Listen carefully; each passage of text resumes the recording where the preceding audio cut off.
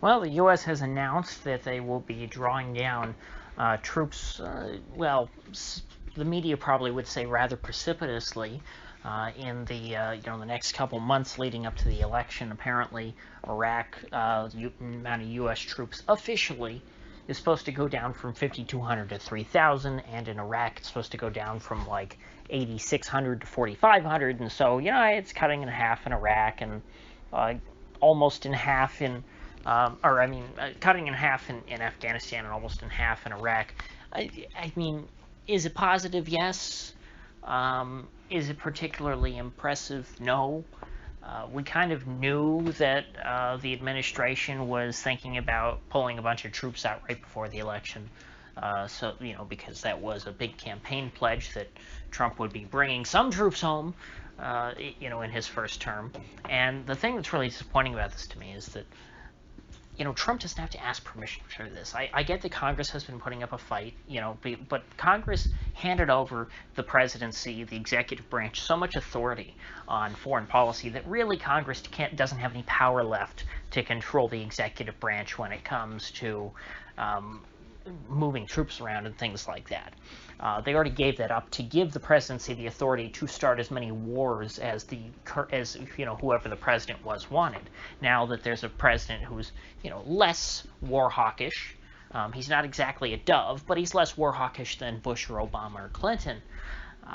There's been a big push in the House especially to try and stop Trump from being able to end wars until the military says that we've achieved our goals, which are always morphing and are nebulous and are unachievable. So that means never. And that's just a non-starter. The president does not need at this point, at least the way the precedent is set, the president doesn't need any authority to pull these troops out of everywhere in the world, pretty much, because none of them really are congressionally authorized to begin with, in large part. If the president really wanted to, he could pull all the troops out of most places tomorrow and just say that's the end of it. They're done. They're back. They're not going back. They're going to stay here. They're home. It's over. And, given his rhetoric yesterday, which was I praised the president very much yesterday because I think he made a very excellent point, something that, people outside of, real anti-war circles, points that, most people will never encounter, and that is, of course, about the military-industrial complex and the incentive of Pentagon leaders to foment more and more war and to keep the U.S. embroiled in conflict, to increase arms sales for companies like Raytheon and Lockheed Martin, i.e., the companies who make the bombs and the companies who make the planes that the president referred to. And so if he understands that, then I would think that he would understand that in all of these cases, pretty much, there's no point for the U.S. to be involved. It is not good for American national security. It hurts Americans at home to have all these troops over there, to be supplying all these bombs to various militant groups, and to be, fomenting discord in the Middle East. It's not good for us. And I would think that if, Trump really had that level of understanding that he expressed yesterday, he would just snap his fingers and pull all the troops out, because that's his ability. That would be my focus. If I were the president and I knew, hey, I don't care if I get reelected, but this is the most important thing in the world, and I would just snap my fingers and do it. And frankly, it's not like it's going to cost him re-election to pull the troops home. That's an overwhelmingly popular thing amongst the American people. And, I guess if you have CNN mad at you for a couple days, that's not, that's more of a victory than a loss. So I wouldn't be worried about that. I would understand if perhaps just out of pure political calculation, the president would want to wait until right before his re-election to pull all the troops out. But he doesn't seem to be doing that. He just seems to be reducing the numbers again, which is fine. It's better than increasing them. I'll give him that. But I can't give him too much praise for this. So the words yesterday were great, or the words Monday. Today's Wednesday, right? So, but his actions are weak. They just are. He's squandering a great opportunity because, if Biden gets in there, Biden's not pulling troops out of anywhere. And if Trump gets reelected, I have no reason to believe why he would finish the job and pull the troops out of everywhere anyway. I know that if he were a real, like, Ron Paul type of anti-war type of person, he would have already pulled the troops out of everywhere. Day one, it would have been done. So for people who, voted for the president based on his anti-war positions coming into office, I don't know how he expects to count on any of our votes. Although, full disclosure, I didn't actually vote for Trump in 2016, but I would have been open to it had he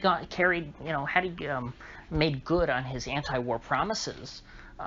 I would have been very happy to vote for him this time. I would have proudly done so, and I would have told anyone why. Because the wars in Syria and Yemen and Somalia, but then, of course, Iraq and Afghanistan are evil. They need to be stopped. There's no reason for them to continue, and any U.S. president at any point can just snap their fingers and stop all that death. It's a very low-cost thing that somebody can do to just end so much suffering.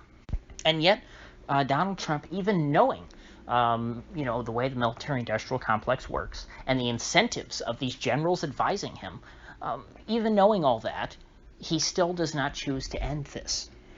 It almost makes me think that he's sort of like a Greenspan type of character, where Greenspan knew full well that he was blowing these massive asset bubbles and that they would eventually pop and create a whole bunch of chaos. And Greenspan didn't care, because Greenspan said essentially, I can keep this sugar rush going by continually lowering interest rates until I'm ready to retire. And that's exactly what Greenspan did. And right after Greenspan retired, what happened in the U.S.? We hit the zero lower bound. And that really started the clicking, from that point forward, the clock started ticking to the final collapse of the U.S. because, once you hit the zero lower bound in interest rates, there's not a whole lot you can do. Europe and Japan have proved that. If you go into negative interest rate territory, you're not going to be able to just juice and inject more steroids into the economy to try and increase growth so much more. You're just going to make the economy stagnate. And I know I'm getting off on a bit of a tangent, but the point is that Greenspan knew full well what he was doing. And, in interviews, he would speak very good about about the dangers of, artificially low interest rates and how that creates asset bubbles and distorts the structure of production and all these things that I talk about.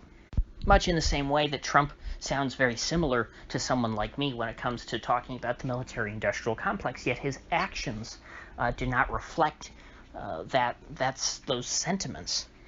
It really is quite perplexing. Like, I understood it in the case of Greenspan. I think Greenspan was just an evil genius.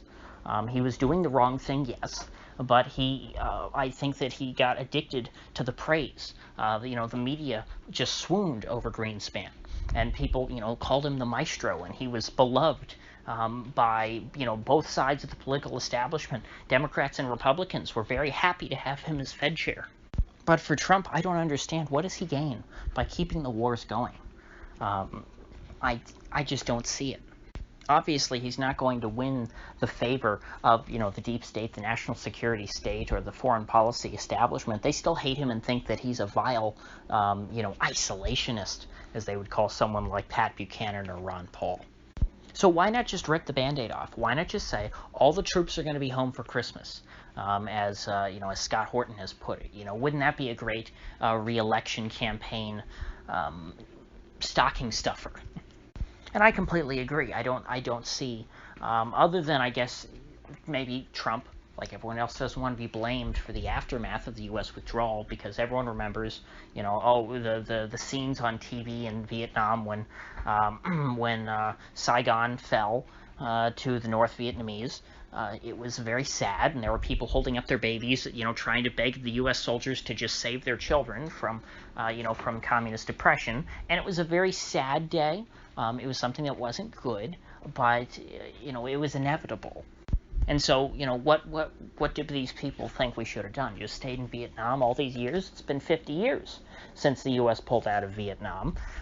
Should the U.S. have still been fighting in the jungles there? How many more hundreds of thousands of Americans would have died by now? How many more hundreds of thousands of Vietnamese people would have died by now? Would there be any people left in Vietnam? I don't know.